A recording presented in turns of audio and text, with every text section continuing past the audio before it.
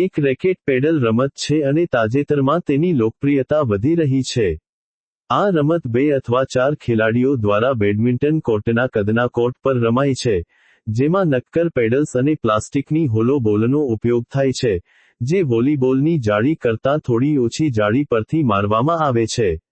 આ રમત tennis, badminton અને ટેબલ ટેનિસના ઘટકોને જોડે છે, જેના કારણે તે તમામ ઉંમરના અને કૌશલ્ય સ્તરના લોકો માટે આનંદપ્રદ અને સરળતાથી શીખી શકાય તેવી બને છે. શ્યામકુમારના નમસ્કાર. આજના વિડીયોમાં આપનું સ્વાગત છે. તો ચાલો આજે પણ મેળવીએ નવી જાણકારી, પણ ચેનલને સબસ્ક્રાઇબ કરવાનું ભૂલતા નહીં. એક ઝડપથી વિકસતી પેડલ રમત છે જે ટેનિસ, બેડમિન્ટન અને ટેબલ ટેનિસના ઘટકોને જોડીને રમાય છે. આ રમત સરળ છે અને તમામ ઉંમરના અને કૌશલ્ય સ્તરના લોકો રમી શકે છે. 1. રમતની મૂળભૂત બાબતો. The basics of the game. ખેલાડીઓ અને સાધનો. આ રમત ડબલ્સ, 2 ટીમ, દરેક ટીમમાં 2 ખેલાડી અથવા સિંગલ્સ, 2 ખેલાડી તરીકે રમી શકાય છે, જેમાં ડબલ્સ વધુ સામાન્ય છે. ખેલાડીઓ નક્કર, સપાટ સપાટીવાળા પેડલ્સ, નાના રેકેટ, અને પ્લાસ્ટિકની, હોલો બોલ, જેને વિફલબોલ જેવો કહી શકાય, નો ઉપયોગ કરે છે, જેમાં 26x40 ગોળાકાર છિદ્રો હોય છે. કોર્ટનું માપ. પિકલ બોલ કોર્ટનું કદ 44 ફૂટ લાંબુ અને 20 ફૂટ પહોળું હોય છે, જે બેડમિન્ટન ડબલ્સ કોર્ટના કદ જેટલું છે. નેટની ઊંચાઈ કિનારીઓ પર 36 ઇંચ અને મધ્યમાં 34 ઇંચ હોય છે. Non volley zone. The kitchen. નેટની બંને બાજુએ 7 ફૂટનો વિસ્તાર હોય છે જેને નોન વોલી ઝોન અથવા ધ કિચન કહેવાય છે. આ વિસ્તારમાં ખેલાડી બોલને હવામાં વોલી મારી શકતો નથી. જો ખેલાડી કિચનમાં ઊભો હોય તો તેણે બોલને ઉછળવા દેવો પડે છે. જો કોઈ ખેલાડી વોલી મારે અને તેનો પગ કિચન લાઇનને અડી જાય, તો તે ફાઉલ ગણાય છે.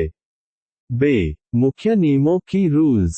સર્વ સેવા હંમેશા અંડરહેન્ડ સ્ટ્રોકથી, કહેડથી નીચે, મારવામાં આવે છે અને તે કોર્ટમાં કર્ણવત, ડાયગોનલી, વિરુદ્ધ સર્વિસ બોક્સમાં પડવો જોઈએ, અને તે કિચન વિસ્તારને પાર કરીને ઉછળવો જોઈએ. ડબલ બાઉન્સ નિયમ. 2 બાઉન્સ રૂલ. આ પિકલ બોલનો એક અનન્ય નિયમ છે. સર્વ પ્રાપ્ત કરનારી ટીમે બોલને એકવાર ઉછળવા દેવો પડે છે. પછી સર્વ કરનારી ટીમે રિટર્ન બોલને પણ એકવાર ઉછળવા દેવો પડે છે.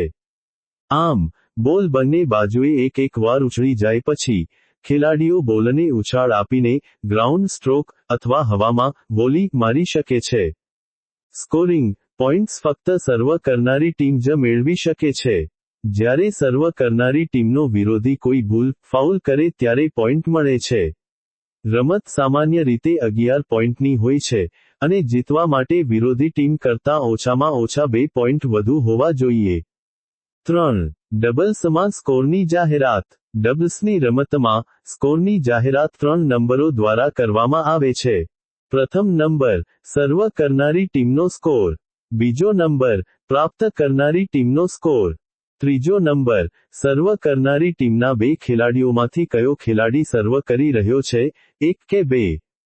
ઉદાહરણ તરીકે, જો સ્કોર 3-3-1 હોય, તો તેનો અર્થ છે કે સર્વ કરનારી ટીમનો સ્કોર 3 છે, પ્રાપ્ત કરનારી ટીમનો સ્કોર 3 છે, અને સર્વ કરનારી ટીમનો પ્રથમ ખેલાડી સર્વ કરી રહ્યો છે.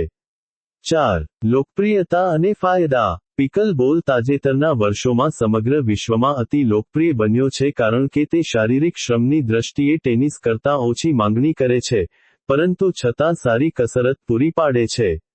તે સામાજિક રીતે પણ ખૂબ જ આકર્ષક છે કારણ કે નાનો કોર્ટ ખેલાડીઓને વાતચીત કરવા અને એકબીજાની નજીક રહેવાની મંજૂરી આપે છે.